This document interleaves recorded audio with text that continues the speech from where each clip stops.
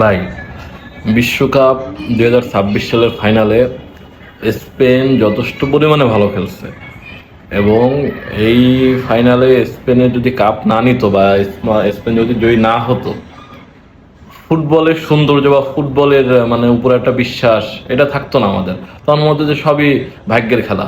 Argentina Argentina যদি জিতে যাইতো কালকে, তাহলে মনে হতো কি ফুটবল একটা ভাগ্যের খেলা, মানে ভালো খেলে আর কোনো দাম নাই। তো আর যে স্পেন যে আপনার বিশ্বকাপটা জিতছে, ওরা বিশ্বকাপের মতন মানে জেতার মতন দল, ওরা ফ্রান্সের মতন দলকে যে পরিমাণে মানে হাবুডুবু খাওয়াইছে, তো তো তাই তো জিতবে। আমরা তো বলি না যে আর্জেন্টিনা জেতার মতন মানে খেলছে। তাদের যে খেলার মান ছিল স্পেনের ধারে কাছেও ছিল না। স্পেন অনেক ভালো খেলছে, কিন্তু তার মানে এই না যে আপনাদের ব্রাজিল ফাইনাল পর্যন্ত খেলছে। ব্রাজিল অনেক ভালো খেলছে। ব্রাজিল তো ওরা প্রথমবার খেলতে আসে নরওয়ের সাথে, রাউন্ড অফ 16 বাদ 2-0 গোলে হেরে।